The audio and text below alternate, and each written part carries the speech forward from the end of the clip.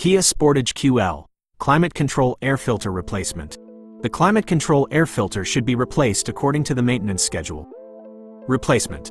1. Open the glove box and remove the stoppers on both sides.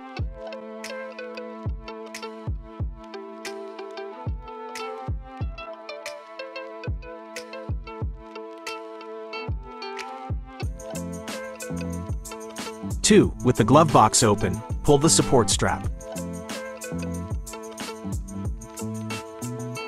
3. Remove the climate control air filter cover while pressing the lock on the left side of the cover.